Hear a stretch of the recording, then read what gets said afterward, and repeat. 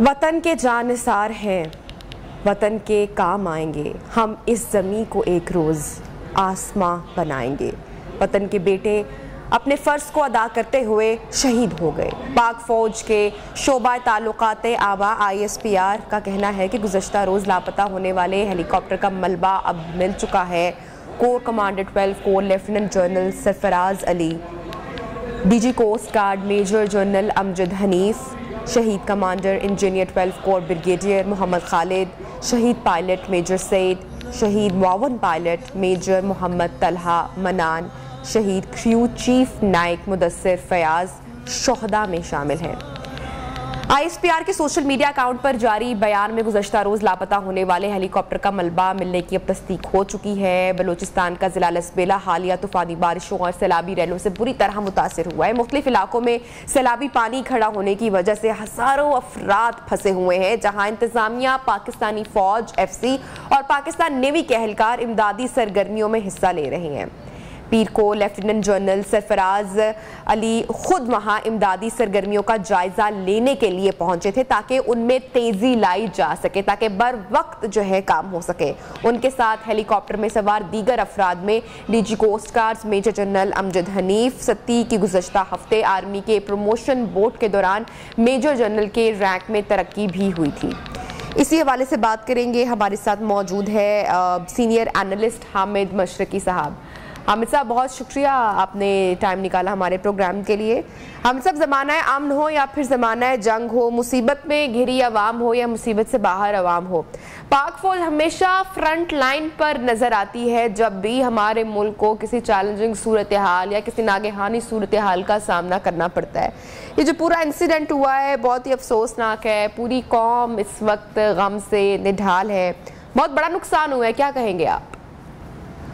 बहुत शुक्रिया नबीहा। बात यह है कि हम पाकिस्तान आर्मी के इन अजीम शहदा को पूरी कौम जो है वो खराज तहसीन पेश करती है, और यही पाकिस्तान आर्मी का तुर्रा इम्तियाज है कि जहाँ कहीं भी पाकिस्तान आर्मी को अपनी अवाम की कोई मुश्किलात नजर आती हैं तो ये सबसे आगे बढ़कर उन मुश्किल में घिरे हुए जो पाकिस्तानी अवाम है उसकी मदद के लिए सबसे आगे होते हैं। देखें, अगर हम पाकिस्तान की तारीख का मुताला करें तो सैलाब हो, ज़लज़ले हो, कोई भी आफत हो, कोई भी मुश्किल हो, पाकिस्तान आर्मी का हर फौजी, हर अफसर, हर जवान, हर रफल दस्ते की तरह पाकिस्तान के अवाम की खिदमत के लिए पेश नजर आता है और अपनी जानों का नजराना देने से भी कभी नहीं कतराते हैं।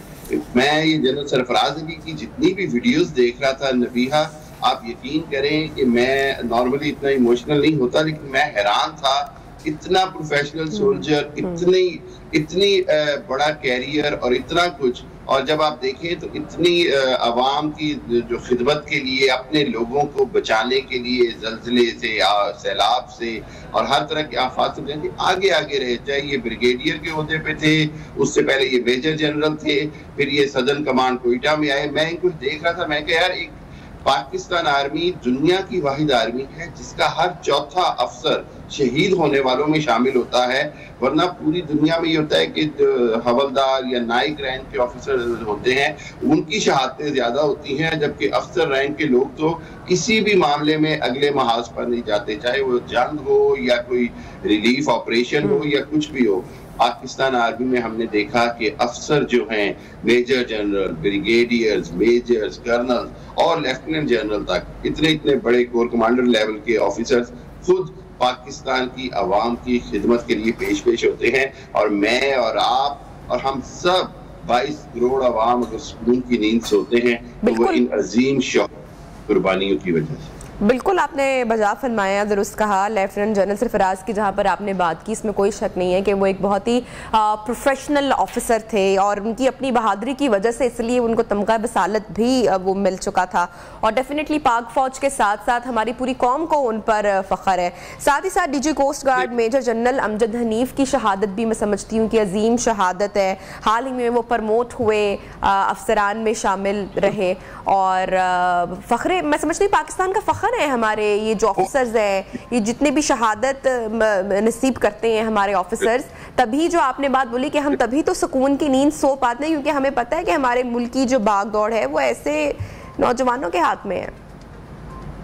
बिल्कुल ऐसे ही है नबीहा, और ये आप देखें कि पाकिस्तान आर्मी के जितने भी ब्रिगेडियर्स हैं, ऑफिसर्स हैं, इनके अंदर इतना प्रोफेशनलिज्म होता है, इतनी अपनी काम और वतन की मिट्टी से मोहब्बत कि वो जो है ना, वो जो शायर कहते ना कि वो बड़ी खूबसूरत बात है कि हम जो वक्त पड़ेगा तो अपनी जान भी, अपने खून का आखिरी कतरा भी बहा दे। ऐ शहीदों की रूहो दुआ दो हमें, और तुमको खिराजे वफा देंगे हम, खित्ता-ए पाक की आबरू के लिए आखिरी कतरा खून बहा देंगे हम। तो ये जो इनकी जो ये अमली तौर पर जहां कहीं भी पाकिस्तान आर्मी को जरूरत पड़ी, अपने फौजी अफसरान उसके पहले आगे होते हैं।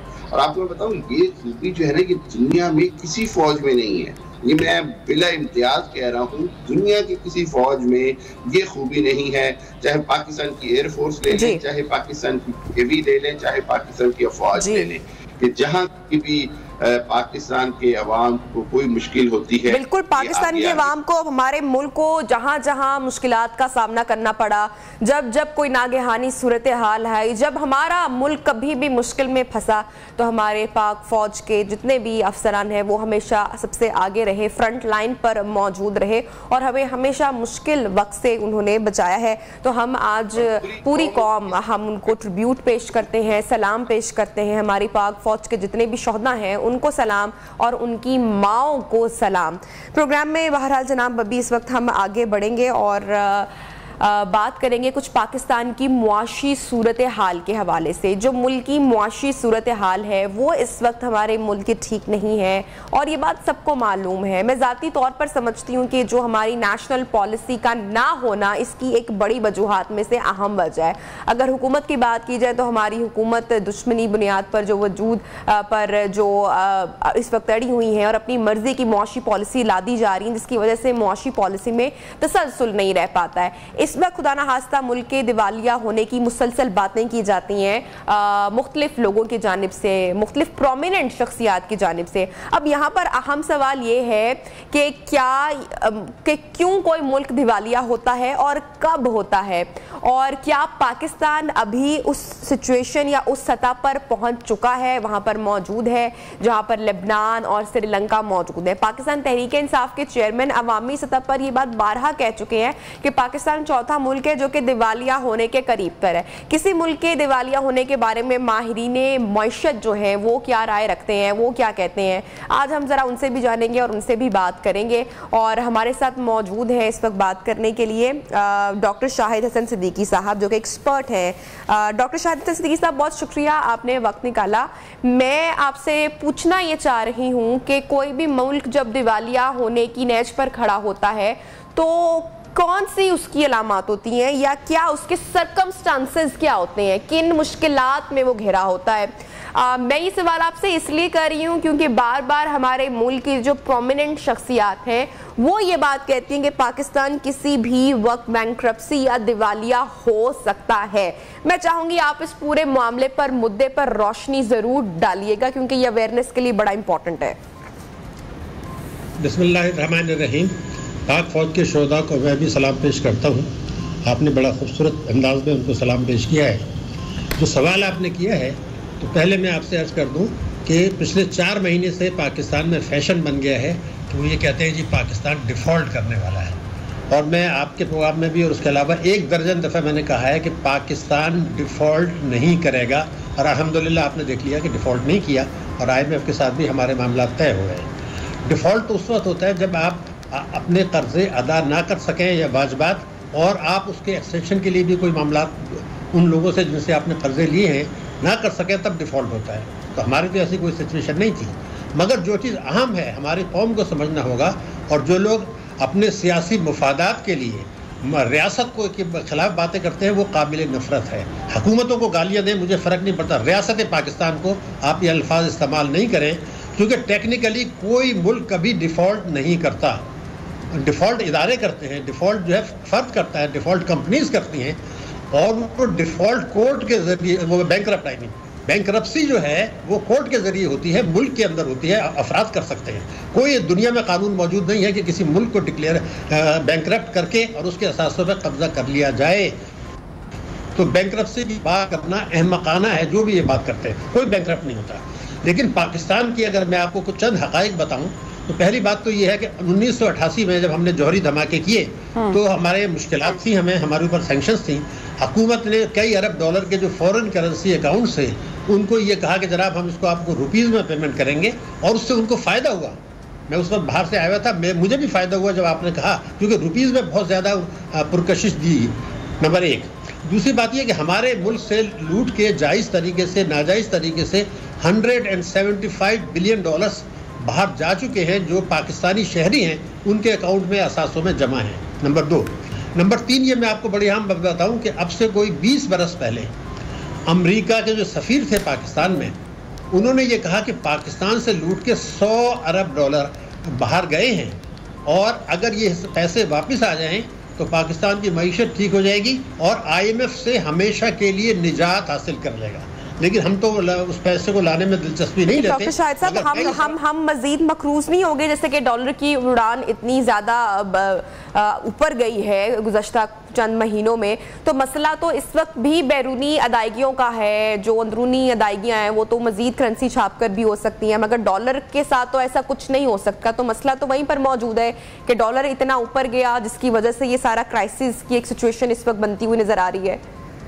जी, मैं आपसे अर्ज़ कर दूं कि ज़रूर मुश्किलात में हैं, लेकिन ये कि आप हमारे पास हुकूमत ने जहाँ तक मुझे पता है तकरीबन 5 अरब डॉलर के कर्ज़ों के मामला तय कर लिए हैं। मैं ये नहीं कहता कि ये बहुत अच्छी बात है। अच्छी बात तो ये है कि हम अपनी एक्सपोर्ट बढ़ाएं, अपने इंपोर्ट्स कम करें, अपने गैर ज़रूरी अखराजात कम करें, लेकिन उसके बजाय चूँकि पाकिस्तान एक अहम मुल्क है तो उसको कर्ज़े आसानी से मिल जाते हैं। हुकूमत ने 5 अरब डॉलर के पैसे मिलने के मामलात जो सितंबर में तक मिल जाएंगे वो तय कर लिए हैं, और मैं आज आपको बता सकता हूँ सितंबर के पहले हफ्ते में कोई आदमी पाकिस्तान में माशी बहरान की बात नहीं कर रहा होगा। डिफ़ॉल्ट का लफ्ज़ जो इस्तेमाल करेंगे उसको चप्पल पड़ेंगे, और पाकिस्तान के रुपए की कदर आर्जी तौर पर मुस्तहकम हो जाएगी। देखिए, अपने मुल्क को बुरा कहें ज़रूर शर्म की बात है। ये सारे मामला तय हुए हैं, हमने तय किए हैं, हुकूमत ने तय किए। ठीक है, आप एतराज़ करें कि आपने कर्जे लेके किए, लेकिन जो भी किए डिफ़ॉल्ट तो हम नहीं करने जा रहे हैं। मगर मैं 2 बातें आपको ऐसी बताऊँ जो आपके हमारे जो लोग प्रोग्राम सुन रहे हैं उनके लिए हैरान कुन होगी। अब से मेरे ख्याल 120 बरस पहले अमेरिका ने क्यूबा पे कब्जा कर लिया था। ठीक, उन्होंने ये कहा कि भाई जो साबिक डिक्टेटर ने कर्जे लिए हैं हम उनको वापस नहीं करेंगे, क्योंकि वो पैसे अवाम के ऊपर खर्च नहीं हुए। तो अमेरिका की कोर्ट ने भी बाद में यही फैसला दिया, और एक आदमी ने जो अमेरिकी माहिर मईशत था, जो बाद में आलमी बैंक का चीफ इकनॉमिस्ट बना, उसने ये कहा था कि अगर ये फार्मूला तीसरी दुनिया के मुल्कों पर अप्लाई किया जाए तो बेशतर कर्जे काबिले वापसी नहीं हैं, ये काबिल नफरत कर्जे हैं जो सियासी मुफादात के लिए मुल्कों के डिक्टेटर्स को और हुक्मरानों को दिए गए, अवाम के ऊपर अगर खर्च नहीं हुए तो कौन से कानून के तहत अवाम से आप ये कहते हैं कि आपके टैक्सों से हम ये कर्जा वापस करेंगे। तो इसका मतलब ये कि हम इस हद तक नहीं जा रहे हैं, लेकिन अपने आप को इतना गिराने की भी जरूरत नहीं है कि दिवालिया हो गए। दिवालिया तो होते ही नहीं है, डिफॉल्टर भी नहीं करेंगे। हाँ, हम खुदकशी करना चाहें और तो कुछ लास्ट वीक हमारी मुझे मेरी एक टीम भी करेक्ट करेगी, हमारी बात हो रही थी, मुआशी एक्सपर्ट ही थे, माहिर मुआशरती थे, उन्होंने भी हमारे शो में ये बात की। मैं चाहूँगी कि नेक्स्ट टाइम जब मेरी आपसे बात हो तो मैं आपको उनका क्लिप भी सुनवाना चाहूँगी कि वो क्या कहते हैं, और वो ये बात अपने तय प्रूव करना चाह रहे थे कि हम उस बिल्कुल स्टेज पर पहुंच चुके हैं। आई रियली वांट, मुझे बड़ी तकलीफ देती है जब इस तरह की बातें होती हैं, और आई एम श्योर आपको भी तकलीफ देती होंगी, और हमारे साथ साथ पाकिस्तानियों को भी तकलीफ देती होंगी। और जहां पर ये बातें तकलीफ देती हैं वहीं पर हमारे अंदर डर, खौफ और खदशात डिफरेंट तरह के वो भी जन्म लेते हैं। तो क्या ये बात होनी नहीं चाहिए? आप समझते हैं कि इस तरह से अगर हम भी प्लान करें कि आमने सामने बात हो और बताएं कि किस तरह से पाकिस्तान डिफॉल्ट की जानिब जा रहा है, आप बताएं उनको कि नहीं ऐसी सिचुएशन नहीं है, क्योंकि आई बिलीव कि ये बात करना बहुत अभी ज़रूरी है, क्योंकि जैसे कि आपने शुरू में बात की ना कि ट्रेंड बन चुका है, तो वाकई ही ये ट्रेंड बन चुका है। मोहतरमा, मैं आपसे एक बात बताऊं, मेरी बात आप गौर से सुने। 93 से अब तक जब 7 मरतबा ये बात पाकिस्तान में की गई है कि पाकिस्तान खुदा न खास्ता डिफॉल्ट कर रहा है, मैं ये कहना चाहता हूँ हमारे जैसे मुल्क डिफॉल्ट नहीं करते हैं। इन लोगों की समझ में क्यों नहीं आता? देखिए, ये बातें जो हो रही है मैं सियासी मुफादात के लिए हो रही है। अगर PTI बात कर रही है तो हुकूमत को गिराने के लिए कर रही है। और रुपए की कदर को गिराने, नए टैक्सेस लगाने, पेट्रोल की दर बढ़ाने, इन सब का जवाब पैदा करने के लिए कहा कि जनाब हमने तो डिफॉल्ट से बचा लिया। अरे भाई, हम डिफॉल्ट नहीं कर रहे थे। अभी देखिए, जब बहुत मुश्किल आई, IMF ने हमारे फंड्स रोक लिए, उस वक्त भी, अभी पिछले चंद हफ्ते पहले, हाँ, जब डिफॉल्ट की बातें हो रही थी, चीन ने हमें $2.3 अरब नकद दिए हैं, आपको भी पता है, जबकि सारे सबने, दुनिया ने झंडी दिखा दी, सऊदी अरब ने भी दिखा दी। हम ये अफोर्ड, दुनिया अफोर्ड नहीं कर सकती, चीन अफोर्ड नहीं कर सकता। और हमारे पास, जो मैं आपको बता दूं, ये मुल्क जो है, हमारे पास कई हजार अरब रुपए के एसेट्स हैं। लोगों की समझ में क्यों नहीं आता? शेयर्स हैं, हमारी जमीनों को आप देखें तो ये ट्रिलियंस में जाएगी। ये कोई छोटा मुल्क नहीं है। हम खुदकशी करना चाहें तो डिफॉल्ट करेंगे। मैं बार बार कह रहा हूं, मैंने 1 दर्जन दफे कहा है पिछले 4 महीने में, मैं इस पर कायम हूं। हम डिफॉल्ट नहीं करेंगे और अगले बरसों में भी नहीं करेंगे, इल्ला ये कि आगे चल के खुदकशी करने का फैसला कर लें, उसका तो कोई इलाज नहीं है। पाकिस्तानी जैसे मुल्क जो है वो डिफॉल्ट नहीं किया करते, और इसी बातें करना काबिल नफरत है। आप हुकूमत को गाली दें, मुझे कोई फर्क नहीं पड़ता। रियासत के खिलाफ जब बात करते हैं तो मुझे उनसे नफरत होती है। इस मुल्क से, नेमतों से आप फायदा उठा रहे हैं और सियासी मुफादात के लिए बैनुल-अक़वामी क्रेडिट रेटिंग जो एजेंसीज हैं वो मुसलसल पाकिस्तान की रेटिंग को मनफी कर रही हैं। ये भी पाकिस्तान की मौशी सूरत हाल के लिए कोई अच्छी खबर नहीं है। नहीं तो इतनी परेशान कुन भी नहीं है। देखिए, बात ये कि IMF ने मेरे मुल्क को कर्जा नहीं दिया, हम डिफॉल्ट की बातें कर रहे हैं, तो उन्होंने तो यही कहा है ना कि टेम्परेरीली कहा है कि हमने आपको मनफी कर दिया। आपको, जब मैं दोबारा बता दूं, आपको माजी में भी हुआ है, जिस वक्त IMF की किस्त मिलेगी आपको और सितंबर तक आपको $4 अरब मिल जाएंगे, तो ये दोबारा ठीक हो जाएगी। इसमें अच्छी बात नहीं है, मगर इतना भी नहीं है कि मैं सिर पकड़ के हम रोना शुरू कर दें। ये होती रहती है, साल में 3 दफे भी चेंज होती है, ऐसी कोई बात नहीं है। लेकिन पाकिस्तान अपनी जगह कायम है, अल्हम्दुलिल्लाह। हमारे रिसोर्स हैं, हमारे मुल्क में एसेट्स हैं, दुनिया में हमारे। बस डॉक्टर साहब, हम आपसे यही जानना चाह रहे थे, इसलिए हमने आपको जहमत भी दी बात करने के लिए। और बिल्कुल, और पाकिस्तान के बारे में, रियासत के बारे में, अपने मुल्क के बारे में इस तरह से अफवाहें या बातें फैलाना जो कि इस मुल्क को नुकसान पहुंचाए किसी भी तरीके से, वो दुरुस्त नहीं है। और जो हमारे मुल्क की जो प्रोमिनेंट पर्सनालिटीज़ हैं, खासकर उनको इस बात का खासा ख्याल रखना चाहिए। वक्त हुआ ब्रेक का, ब्रेक के बाद आपको दोबारा ज्वाइन करते हैं।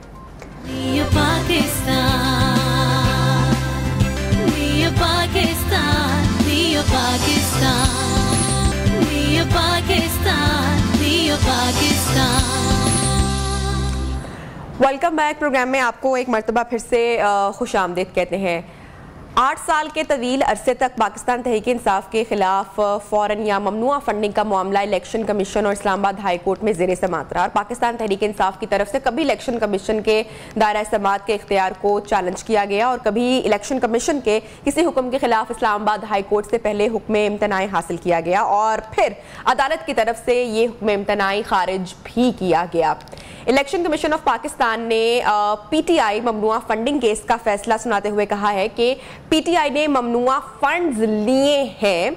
इमरान खान ने पॉलिटिकल पार्टीज ऑर्डर के तहत पार्टी फंडिंग से मुतालिक इलेक्शन कमीशन में अपने दस्तखत से बयान हल्फी जमा करवाया था, जिसे इलेक्शन कमीशन ने झूठा करार दे दिया। इलेक्शन कमीशन के फैसले में काफी तफसीलात मौजूद है, मैं चीदा नकात पढ़कर आपको बता भी रही हूँ, सुना भी रही हूँ। मुतफिका फैसला यह है कि पाकिस्तान तहरीक इंसाफ ने ममनुआ फंड्स लिए हैं और PTI ने जानते बूझते हुए आरिफ नकवी से फंड्स वसूल किए।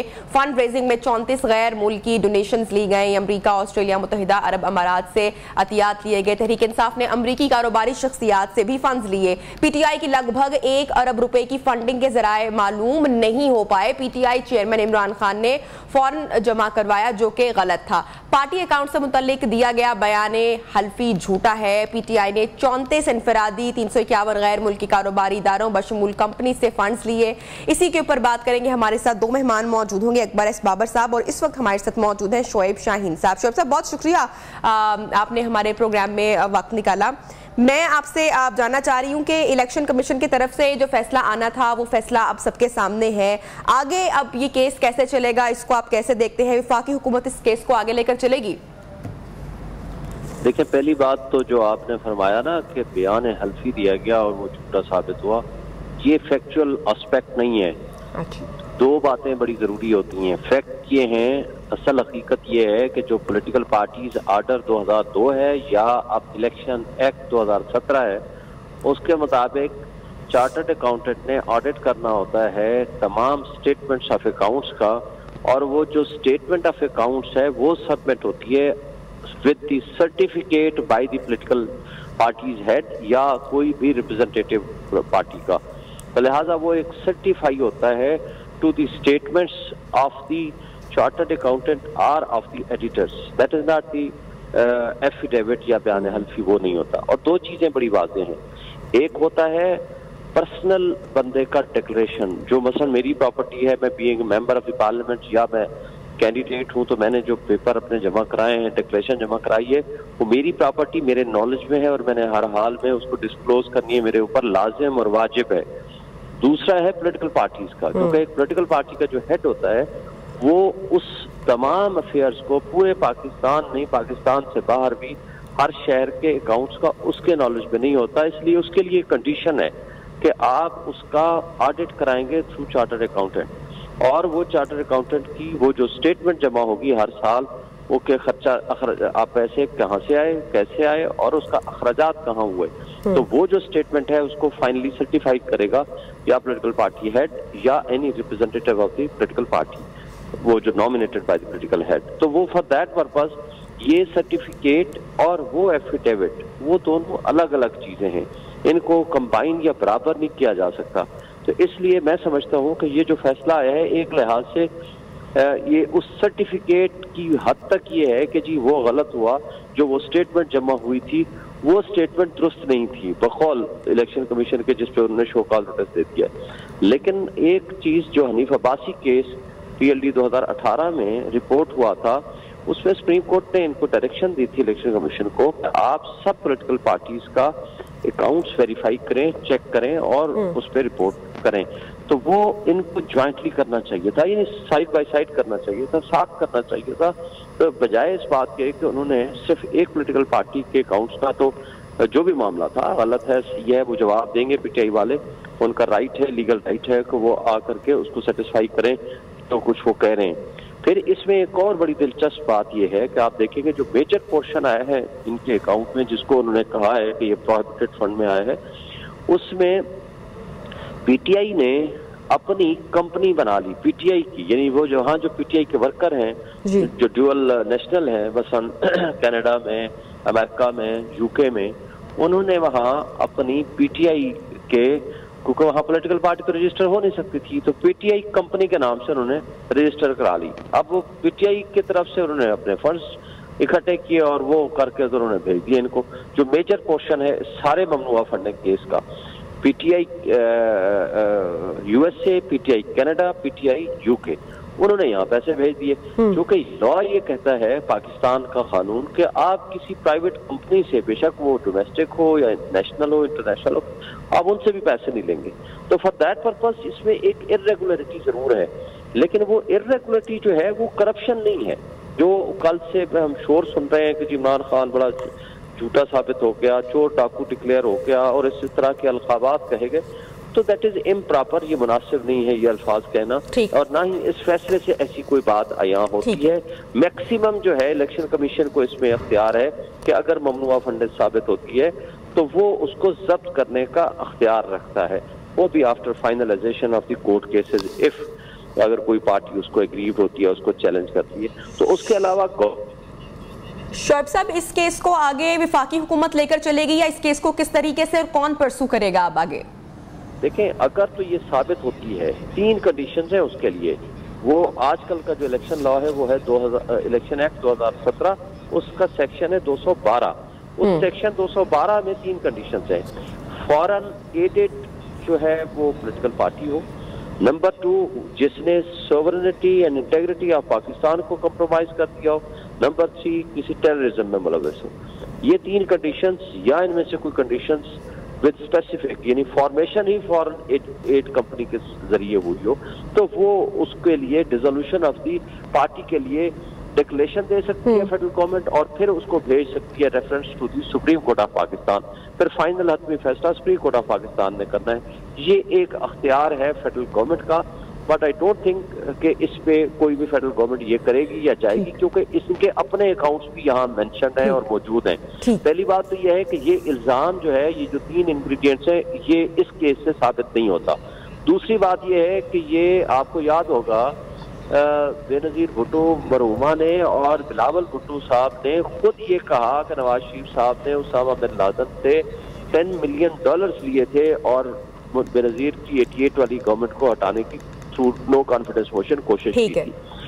और अगर इस तरफ जाते हैं तो फिर ये छोटी मोटी इरेगुलरिटीज तमाम पॉलिटिकल पार्टीज के अकाउंट्स में मिलती हैं, बल्कि उनके यहाँ तो ये भी है कि उनका इल्जाम पीटीआई का ये है कि उनके पर्सनल अकाउंट में गई है। यहाँ ये नहीं है कि पैसे आए और वो इस्तेमाल गलत हुए, यानी इमरान खान खा गया, उसे प्लाजा बना लिया, मिस यूज कर लिया, वो ये जहाँ भी नहीं है तो सबूत तो बात की बात है।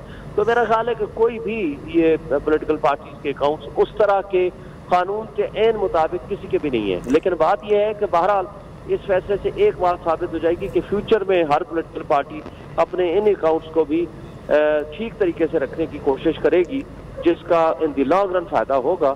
बहरहाल एट दिस स्टेज तो एक डिस्प्यूट क्रिएट हो गया है पार्टी के लिए और पीटीआई वालों। ठीक, बहुत शुक्रिया आपका शोएब शाहीन साहब, आपने टाइम निकाला हमारे प्रोग्राम न्यू पाकिस्तान के लिए। इस वक्त में ज्वाइन किया है माहिर कानून वकास सबरेज साहब। वकास साहब, थैंक यू सो मच, आपने ज्वाइन किया। एक सवाल जिसकी वजाहत मैं आपसे जरूर लेना चाहूंगी और वो ये कि ममनुआ फंडिंग और फॉरेन फंडिंग में फर्क क्या है, हमारे देखने वालों को बताइएगा। दूसरा, बहुत सारी कंपनीज ऐसी हैं जिन्होंने थोड़े बहुत पैसे दिए हुए हैं, $100, $50, वोटन वाली रकम बड़ी है, क्या वसूल शुदा तमाम रकूम को एक ही नजर से देखा जाएगा?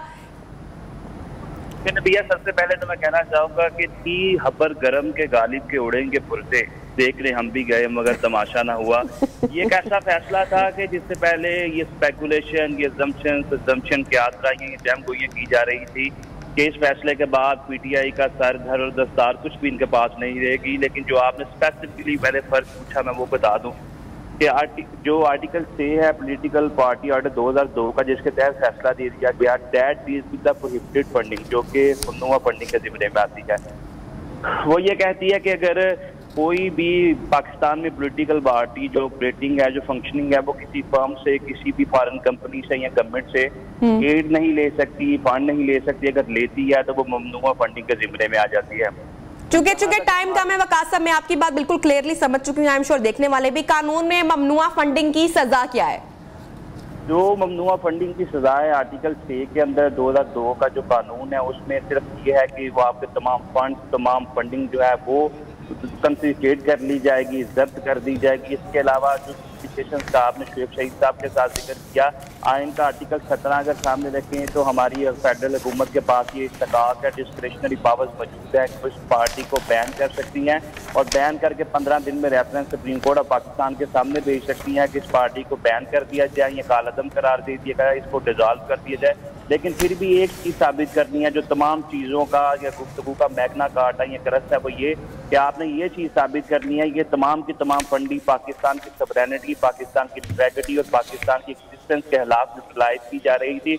अगर आप ये चीज़ वहाँ पे एस्टेब्लिश कर देते हैं तो फिर ये पार्टी बैन भी हो सकती है और पार्टी के जो चेयरमैन है उन पर भी इम्प्लीकेशन पेनल्टी इम्पोज की जा सकती है। लास्ट बात ये करूँगा कि पाकिस्तान के अंदर इस तरह के जो फैसले हैं, अगर हम पॉलिटिकल क्वार्टर या पॉलिटिकल स्ट्रक्चर में देखें, बड़े लाइटर नोट के साथ देखे जाते हैं, क्योंकि हमारे जितने भी लीडर्स हैं वो पहले ही अपने वोटर्स को, सपोर्टर्स को इन चीज़ों के लिए तैयार कर देते हैं और वोटर सपोर्टर भी इन तमाम फैसलों को अपने लीडर्स के चश्मों और ऐनकों से देखने के शायद आदी हो चुके हैं। लिहाजा उनको इन फैसलों से शायद इतना फर्क नहीं पड़ता। अगर मॉरली देखा जाए, पॉलिटिकली देखा जाए, लीगली देखा जाए, it was one of the biggest decision जिसमें फंडिंग को प्रोहिबिटेड करार दे दिया। वैसे शख्स को जो कि खुद सादिक और अमीन करार पाता था, ठीक है, जो कि दयानतदार। बहुत बहुत शुक्रिया वकास सबरेज साहब, आप हमारे साथ मौजूद थे और पूरे जो मामला है, उस सूरत हाल है, उसकी जो कानूनी जो एस्पेक्ट्स हैं वो भी आप हमारे साथ शेयर कर रहे थे प्रोग्राम में। अब थोड़ा सा बढ़ेंगे आगे और अब आपको बताएं कि पाकिस्तान में गाड़ियां बनाने वाली कंपनीज की जानिब से पैदावार में कमी के साथ साथ आइंदा चंद हफ्तों में कुछ रोज के लिए प्लांट्स बंद करने के ऐलानात सामने आ रहे हैं।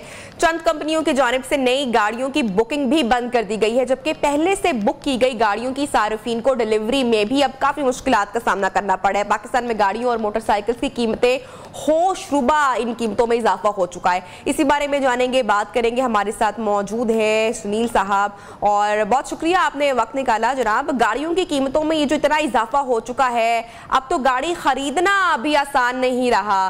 क्या खबर आ रही है, क्या वजूहात है, थोड़ा सा रोशनी डालिए ताकि लोग भी जान सकें, हमें भी मालूम पड़े। जी, thank you very much for inviting. देखिए, दो तीन चीजें हैं। सबसे बेसिक चीज ये कि हमारे मुल्क में इस टाइम पे जो सूरत हाल चल रही है, अभी आपकी न्यूज बुलेटिन में भी पहले चल रहा था, तो एक जो है ना सर्कस का समय है, और आप कह सकते हैं कबड्डी का मैच है। दो पॉलिटिकल पार्टीज हैं जो कि अपने अपने इंटरेस्ट के लिए खेल रहे हैं और कोई मुल्क का इंटरेस्ट नहीं देख रहा, जिसकी वजह से अगर आप देखें तो हमारे इर्द गिर्द हर रोज रुपया अपनी कदर जो है वो खो रहा है। हर रोज हम सुनते हैं कि जी हाईएस्ट एवर पे जो है डॉलर पहुंच गया है, उससे गाड़ियां, हर चीज, आपके खाने पीने की अशिया, everything is going up. And वो जो सिचुएशन है वो इतनी बुरी हो चुकी है कि कोई प्रेडिक्शन नहीं है। अगर आप बोले ना कि जी कोई बंदा, पहले आप किसी से मशवरा करते थे किसी भी कमोडिटी के बारे में, कोई गोल्ड के डील करता है, आप उससे पूछें जी गोल्ड कहाँ जाएगा, वो आपको प्रेडिक्ट कर सकता था।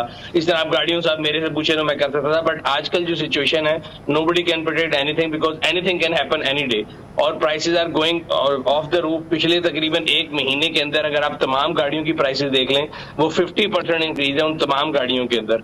और जहां तक बात आ गई, जो आप बात कर रहे थे कि गाड़ियों की जो प्रोडक्शन वो रुकी हुई है, अगर वैसे इकोनॉमिकली देखा जाए, जैसा हम लोग आमतौर पर उर्फे आम में हम लोग भी, मैं भी और सारे लोग कहते हैं जी ऑटो मैन्युफैक्चरर बुरे हैं और वो लोगों को जानबूझ के तंग कर रहे हैं और वो प्राइसेस बढ़ाना चाहते हैं, तो ये तो उनके लिए आइडियल टाइम है। अगर इतनी महंगी प्राइस हो गई है और वो बहुत ज्यादा प्रॉफिट कमा रहे हैं तो पार्ट्स जो है गाड़ियां डिलीवर करें। बट हकीकत इसके बरक्स है। सूरत हाल ये है कि मई, जून, जुलाई, अगस्त, चौथा महीने शुरू हो गया, जो ऑटो कंपनीज के सामान आता है पोर्ट के ऊपर, उसकी एलसी नहीं खोली जा रही। एलसी नहीं खोली जाएगी तो सामान क्लियर नहीं होगा, सामान क्लियर नहीं होगा तो फैक्ट्री के अंदर प्रोडक्शन नहीं होगी। तो दिस इज द रीजन कि गाड़ियों की प्रोडक्शन सबकी डिले है।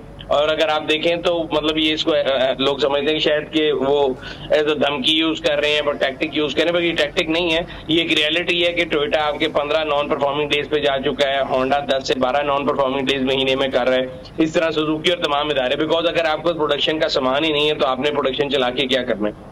और अगर ये चीज जारी रहेगी तो लॉन्ग टर्म में आई कैन सी के जो ऑटो इंडस्ट्री है उसके अंदर काफी नुकसान होगा, काफी अनएम्प्लॉयमेंट होगी, और गाड़ियों की सप्लाई तो पहले हमारे यहाँ पे डिसरप्टेड है, मार्केट ऑफ एक्सेस डिमांड, तो ये और प्राइसेस ऊपर जाने की मुझे लगता है सूरत हाल होगी।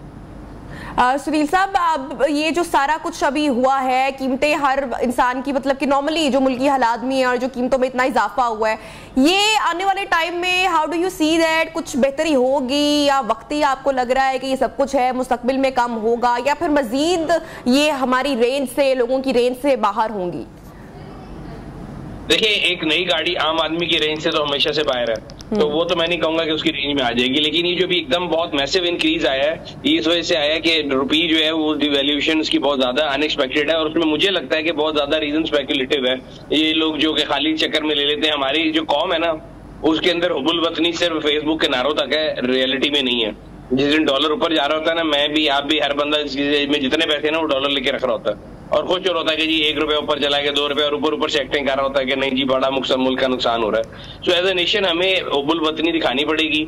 स्पेकुलेटिव रीजन की वजह से जो लोग डॉलर ले रहे हैं वो ना लें, तो डॉलर की जो डिमांड है वो खुद नीचे आएगी और उसकी प्राइस कम आएगी। और मेरे ख्याल से इसकी जो ट्रू वैल्यू है समवेयर अराउंड 200 है। ये आजकल जो क्रेजी तौर पे 240, 255 इसमें फिर रहा है, ये गलत है। तो जब ये नीचे आएगा तो ऑब्वियसली ये सारी चीजें नीचे आएंगी, वरना इस इन्फ्लेशन के ऊपर और अगर डॉलर इसी सतह पे रहता है तो मुझे नहीं लगता, गाड़ियां तो बहुत दूर की बात है कि मैं और आप एक नॉर्मल जो अशिया खुर्दनोश है वो भी खरीद सकेंगे।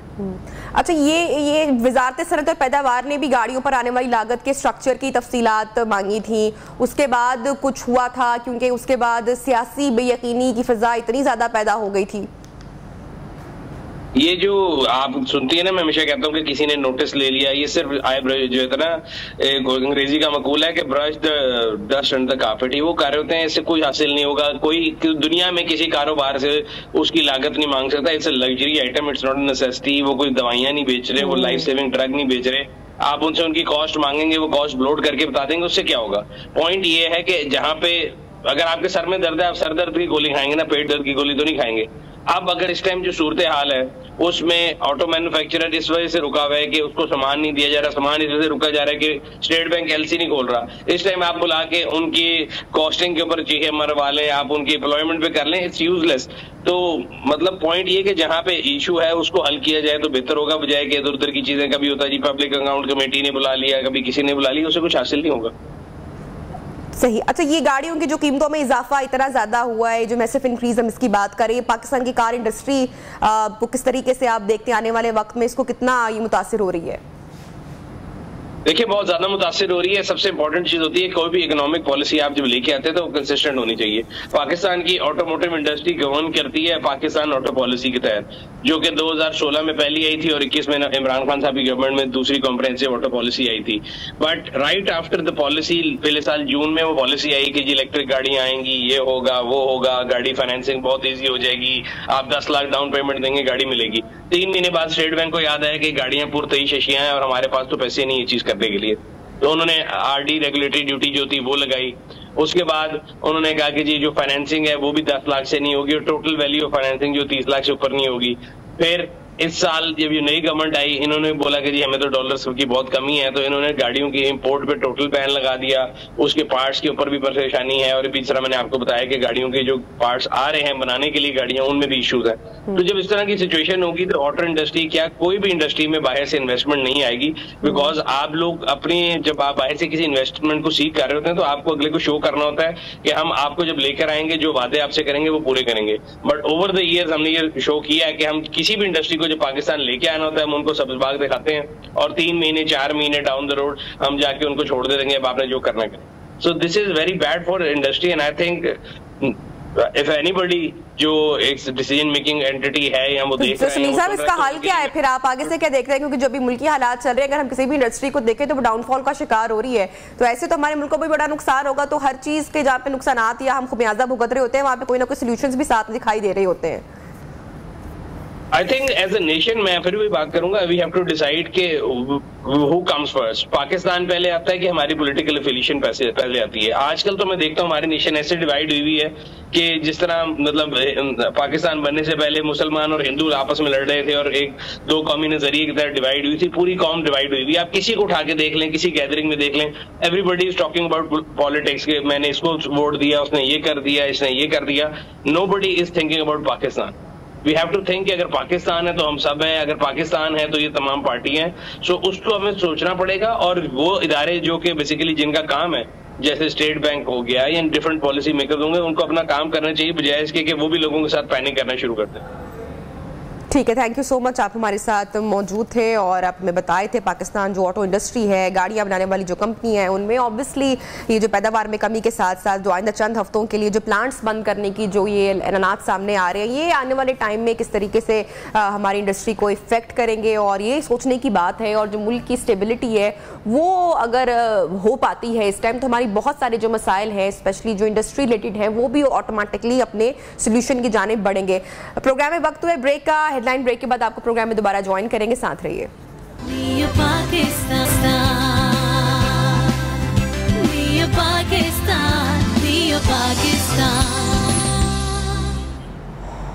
Welcome back. और एक मरतबा फिर से हम अपने प्रोग्राम में जिक्र करते हैं, पहले भी हम आपको लम्हा बलम्हा अपडेट करते आए हैं कि जो सैलाब ने तबाही मचाई और जितना नुकसान हुआ, जितनी जानों का ज़िया हुआ, जुलाई के माह में होने वाली बारिशों ने बलूचिस्तान का निज़ाम तहस नहस कर दिया। तूफ़ानी बारिशों और सैलाब से हलाक होने वालों की तादाद तकरीबन 150 से ऊपर हो चुकी है।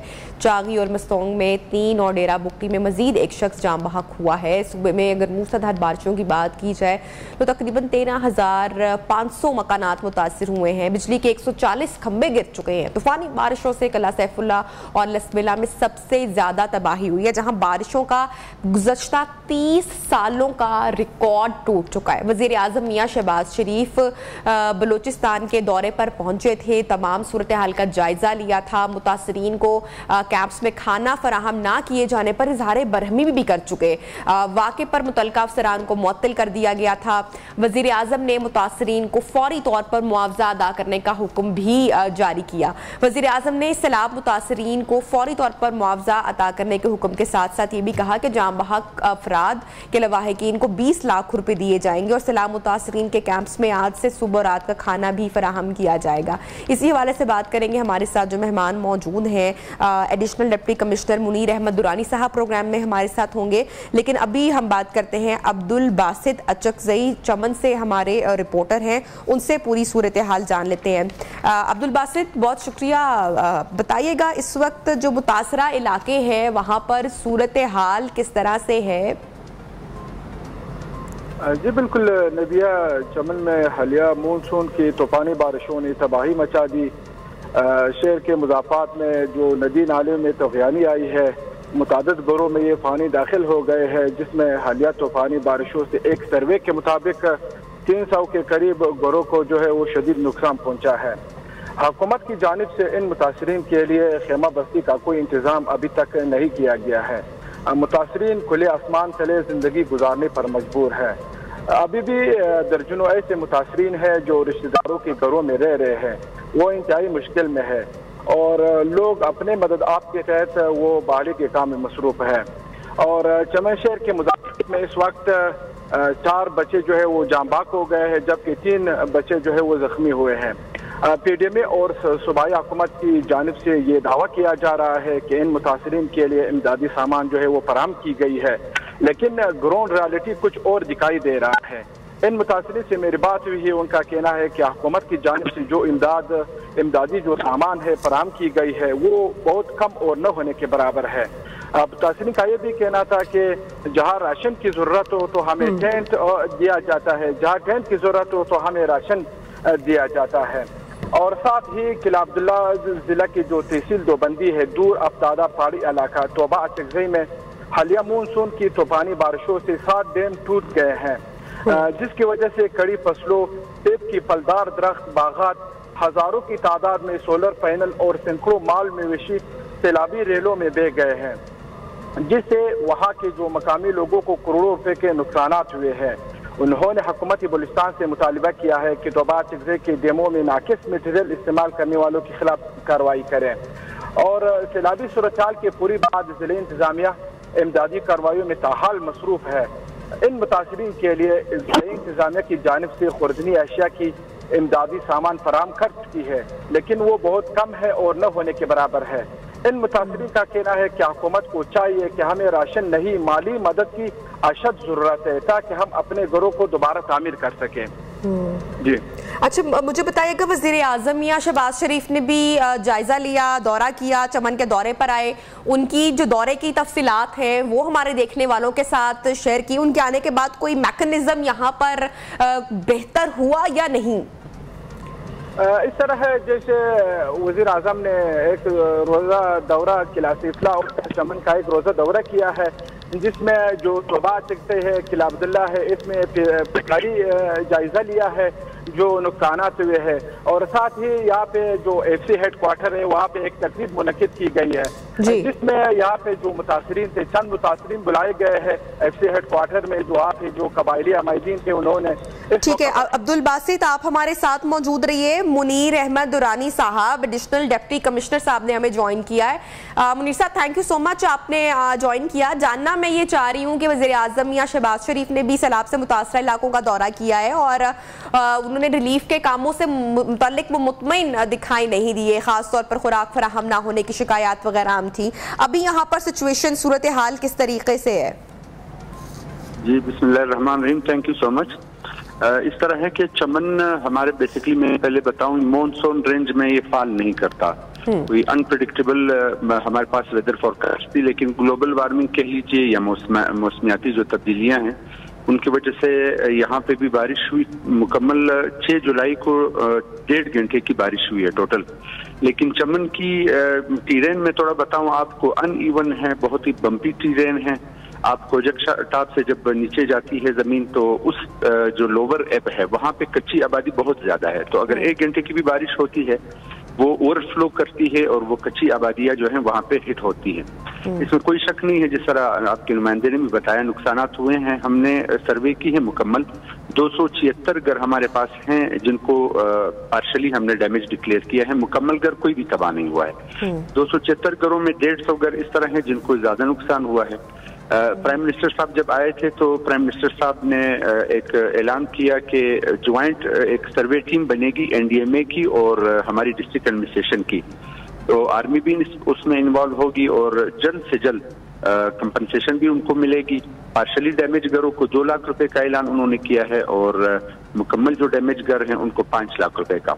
और जहाँ तक आपके नुमाइंदे ने बात की राशन की, बिल्कुल ठीक फरमा रहे हैं, वो 600 घरों की हमने डिमांड की थी, 600 खानदानों के लिए राशन, 400 घरों को हमने डिस्ट्रीब्यूट किया है, 200 घरों का अभी हमारे पास पड़ा है। और डोजर हमने अपनी डिस्ट्रिक्ट एडमिनिस्ट्रेशन ने अपने कंटीजेंसी प्लान से लोगों को डोजर और ट्रैक्टर्स वगैरह मुहैया किए हैं। एक बात और भी बताता चलूं, हमारे पास डिस्ट्रिक्ट चमन में 35 डैम्स हैं कुल। ठीक। तो कोई भी डैम अल्हम्दुलिल्लाह इस तरह नहीं है, जो सारे डैम इंटैक्ट हैं, कोई इसमें वल्नरेबल नहीं है कि उससे कोई नुकसान का खतरा हो। दुरानी साहब, जो लोग मुतासरा हैं उनको इस वक्त अगर करंट बात करूं मैं, तो उनको किन चीजों की जरूरत है? मुतासरा अफराद से डेफिनेटली आपकी भी बातचीत हुई होगी। बिल्कुल, हमारे पास हमने जिन जिन घरों को ये 400 घर मैंने बता दिए, इनको हमने कैंप तो हमने 3 जगह डिक्लेयर किए हैं इवैक्यूएशन के लिए, लेकिन इन सब को हमने यहाँ पे एक ट्रेडिशनल आप कहें कल्चरल वैल्यूज हैं, ट्राइबल सोसाइटी है, यहाँ जो घर अफेक्ट हुआ है तो सबसे पहले हमसाये के घर में उसको ठहराया गया है। तो ऐसे हमारे पास किसी ने रिपोर्ट नहीं की कैंप में। अलबत्ता ये है हमने सबको टेंट मुहैया किए हैं, अगर उनको कोई जरूरत पड़ी, अगर कोई उनको इमीडिएट ग्राउंड पे कोई राशन या खुराक की जरूरत है वो हमने कैटर की है, और मजीद भी हम कर रहे हैं। अभी तक हमारी सर्वे मुकम्मल नहीं हुई है। एक चीज मैं थोड़ा यहाँ पे क्लेरिफाई करूँ, बलूचिस्तान डिस्ट्रिक्ट में जो बारिशें हुई हैं इसमें सबसे ज्यादा जो अफेक्टेड एरिया है वो चमन नहीं है, किले अब्दुल्ला है। हमारे पास पहले जो डिस्ट्रिक्ट आता है किला अब्दुल्ला, ये पहले डिस्ट्रिक्ट चमन में वो होता था, अभी डिस्ट्रिक्ट चमन तकरीबन 10-8 महीने होते हैं इसको डिक्लेयर किया गया अलग सा डिस्ट्रिक्ट। हमारी जो पूरी गवर्नमेंट मशीनरी है या प्रैक्टिसेस हैं ये हमारे सिब्बी बेल्ट में, नसीराबाद बेल्ट में, जाफराबाद में, वहाँ पे बहुत ही बिजी है क्योंकि नुकसान वहाँ पे बहुत ही ज्यादा हुए हैं। और एक चीज मैं वो और भी बताता चलूँ कि यहाँ पे डिमांड थी लोगों की भी, और हमने भी रिपोर्ट दी थी हायर अप्स को कि हमारे चमन और किले अब्दुल्ला को क्लेमेटी हिट एरिया डिक्लेयर किया जाए। तो सीएम साहब चूंकि पीएम साहब के साथ थे तो सीएम साहब ने ये ऐलान किया, जो हमारे वज़ीर आला साहब हमीद अब्दुल कुद्दूस बिजंजोर साहब, उन्होंने किले अब्दुल्ला, किला सैफुल्ला और चमन इन तीनों डिस्ट्रिक्ट को क्लेमेटी हिट एरिया डिक्लेयर किया है। और क्लेमेटी हिट एरिया डिक्लेरेशन के बाद थोड़ी सी मॉडस ऑपरेंडी तब्दील हो जाती है, जो हमने सर्वे की है उस पर थोड़ी सी और हम एक्सपेडाइट करेंगे और गवर्नमेंट हमें और भी नीड्स हमें कैटर करेंगी, लोगों को और भी फैसिलिटेट इंशाल्लाह किया जाएगा। डिस्ट्रिक्ट एडमिनिस्ट्रेशन हमारी लेवीज फोर्स वो फुली इन्वॉल्व है, ग्राउंड पे है। टाइम इसमें तकरीबन और थोड़ा लग जाएगा, लेकिन इंशाल्लाह सर्विसेज सारी मुहैया की जाएंगी। और जब क्लेमेटी हिट एरिया डिक्लेयर हुआ है तो इंशाल्लाह सारी कंपनसेशन और जो नीड्स होंगी वो सारी इंशाल्लाह प्रोवाइड। ठीक है, वज़ीर आज़म मियां शहबाज शरीफ ने भी यहाँ का दौरा किया है और सख्ती से पूरे मामले का नोटिस भी लिया है, जिसके बाद काफी मामला तो हमें बेहतर भी दिखाई दे रहे हैं। तो किस तरह का मतलब मुकम्मल सपोर्ट गवर्नमेंट की तरफ से यहाँ पर मौजूद है? मशीनरी वगैरह या जो भी शिकायत पहले थी अब वो सॉर्ट आउट हो रही हैं, हो चुकी हैं? बिल्कुल, वज़ीर आज़म साहब पहले चमन आने से पहले डिस्ट्रिक्ट सैफुल्ला का विजिट कर गए थे, वहाँ एक कैंप में गए थे, तो मेरे ख्याल में वहाँ राशन या इस तरह की अवेलेबिलिटी नहीं थी इस पर रिक्वायर्ड जो क्राइटेरिया है। तो वज़ीर आज़म साहब ने फिर पीएम साहब को डायरेक्शन दी थी, पीएम साहब ने वहाँ के एडमिनिस्ट्रेशन को सस्पेंड किया। चमन में सच इस तरह नहीं थी कि वज़ीर आज़म अपना डिस्प्लेजर कोई शो करे। चमन में कुछ हमने मुतासरीन बुलाए थे, असल में हमारे पास 4 डेथ्स हुई थी और अनफॉर्चुनेटली 4 बच्चे थे, 3 बच्चियां थी और एक जो था उसमें बच्चा था। तो वज़ीर आज़म साहब उनको बेसिकली उनके कंडोलेंसेस के लिए भी आए थे और जो चेक्स उनके आए थे हमारे पास वज़ीर आज़म साहब ने अपने हाथ से दिए और ये अश्योर किया, इनको यकीन भी दिलाया कि आपको इंशाल्लाह 2 दिन के अंदर अंदर जो आपकी वो है बकाया ज़रूरियात है वो हम इंशाल्लाह पूरी करेंगे। हमारी डिस्ट्रिक्ट एडमिनिस्ट्रेशन में शुक्र है इस तरह कोई लूप होल या कोई बड़ी हमें वो वज़ीर आज़म साहब ने नोटिस नहीं की जिससे उसको कोई चीज़ बुरी लगी हो। ठीक है, बहुत शुक्रिया। मुनीर अहमद दुरानी साहब हमारे साथ मौजूद थे, एडिशनल डिप्टी कमिश्नर। एक मरतबा फिर से अब्दुल बासित अचकजई से बात करते हैं। अब्दुल बासित, बताइएगा, इस वक्त आपने पूरी गुफ्तगू भी सुनी होगी मुनीर साहब की, और वो कह रहे थे कि जो मुश्किलात, जो चैलेंजेस थे पहले वो काफ़ी हद तक सॉर्ट आउट हो चुके हुए हैं। मैं आपसे जानना चाहती हूँ कि इस वक्त जो मुतासरीन हैं उनकी एक्चुअल कंडीशन या सूरत हाल किस तरह से है, किन किन चीज़ों की उनको ज़रूरत है? जी बिल्कुल, पिछला रोज मैं एक जो ठेकेदार के लिए में जो सैलाब से मुतासरीन है उनसे बात की, उन्होंने कहा है कि इस वक्त हमें राशन और टेंट की जरूरत नहीं है, इस वक्त हमें जो है वो माली मदद की अशद जरूरत है, क्योंकि सैलाब से हमारे घर जो है वो तबाह हुए हैं। हम ये चाह रहे हैं दोबारा हम अपना घर तामीर कर सके। इस वक्त हमारे बच्चे जो है वो रिश्तेदारों के घरों में है, हम जो है वो इंतहाई मुश्किल में है। हम न कारोबार जा सकते हैं, ना हम कुछ और काम कर सकते हैं। पहले अगर हमारी ये जरूरत पूरी हो जाए तो हम घर तामीर कर सके, फिर आगे जो कामें हैं उसको हम देखते हैं। अच्छा, तो बहुत शुक्रिया आपका हमारे साथ मौजूद है अब्दुल बासित अचकजई चमन से, और जो पूरी इस वक्त सिचुएशन है उसे हमें अपडेट कर रहे थे कि इस वक्त वहाँ पर जो मुतासरीन हैं उनके क्या हालात हैं और रिलीफ के कामों में कितनी तेज़ी है। ये सारी बातें हमने उनसे जानी। प्रोग्राम में वक्त हुआ एक छोटे से वक्फे का, ब्रेक के बाद आपको ज्वाइन करते हैं, साथ रहिएगा।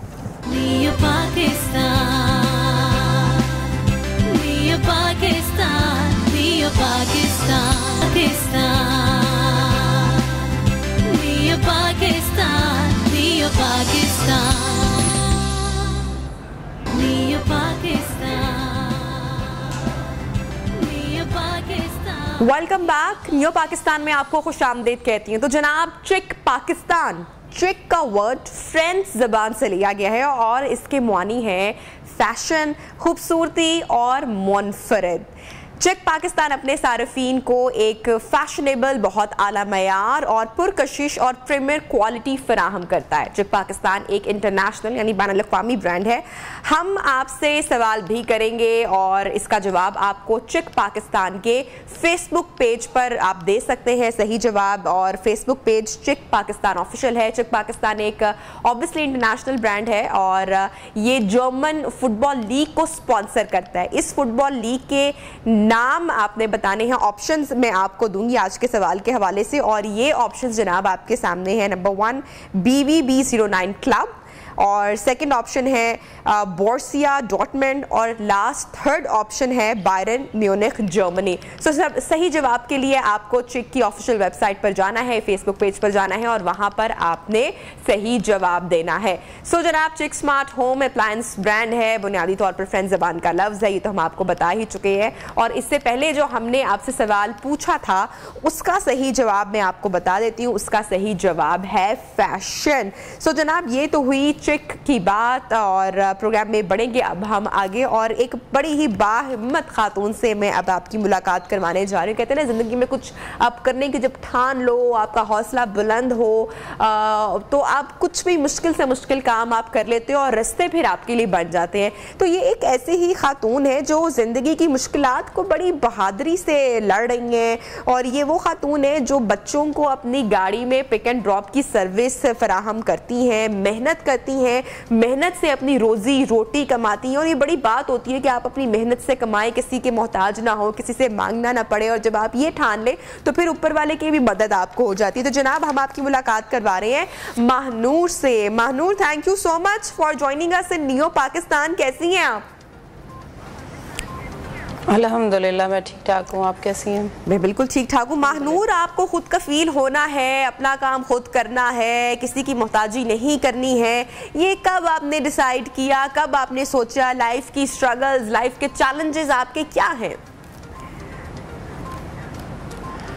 सोचा तो बहुत पहले था, जब मेरी शादी भी नहीं हुई थी, तो फिर मैं देखना चाहती थी कि ज़िंदगी में कमाना क्या होता है, कि मैं खुद मुख्तार कैसे होंगी, तो खुद मुख्तार होकर जीना क्या होता है। तो उसी वक्त मैंने ये तय कर लिया था कि मैं खुद मुख्तार होंगी, मैं अपने बलबूते पे कमाऊंगी, भले चाहे थोड़ा कमाऊँ, अपना कमाऊँ।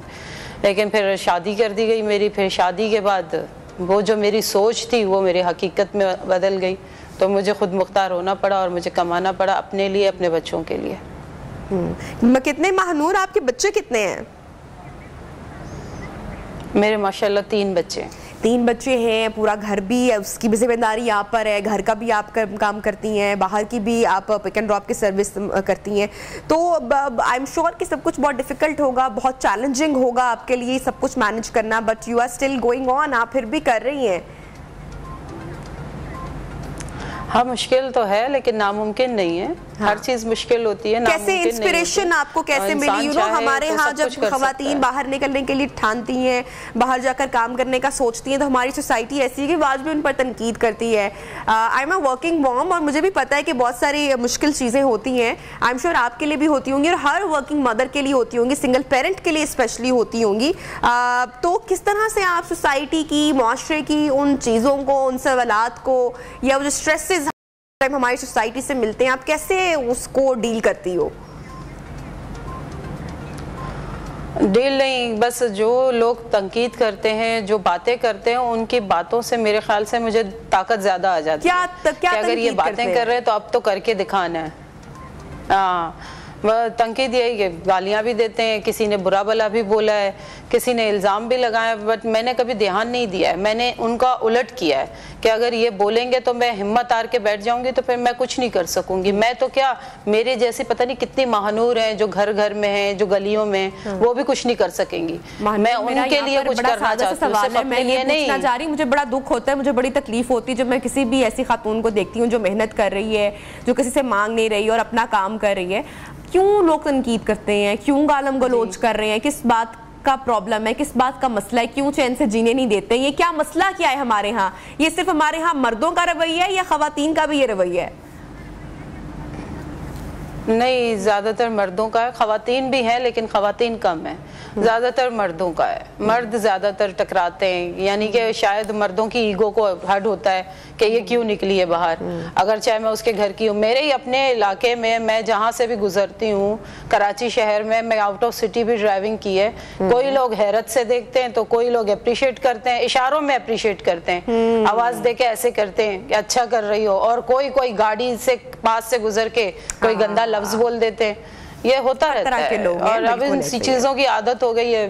हर तरह के लोग हैं, अच्छे बुरे लोग हर जगह पर हैं। तो मैंने कभी किसी के बातों की तरफ ध्यान नहीं दिया। अगर मैं ध्यान देती तो मैं जिंदगी में रुक जाती। मैंने हमेशा यही सोचा है कि जो ये बोल रहे हैं वो मेरी ताकत है, वो मुझे ताकत देती है। लोगों की तनकीद ने मुझे ताकत दी और मैं आगे बढ़ती चली गई, मैंने रुकना नहीं है। महानूर, बच्चियों को आप पिक एंड ड्रॉप देती हैं, which is very good. Parents का बड़ा एतमाद, बड़ा भरोसा भी हो जाता होगा। आजकल का जिस तरह का टाइम चल रहा है तो हम यूजली बाहर ट्रस्ट नहीं कर पाते ना, अपने बच्चों को स्कूल भी भेजना है, उनको ट्यूशन्स भी करना है, तो पेरेंट्स बड़ा ट्रस्ट करते होंगे कि आप वर्किंग मॉम हैं, मदर हैं, औरत हैं, तो वो बड़ा सेफ फील करते होंगे अपने बच्चों को आपके साथ।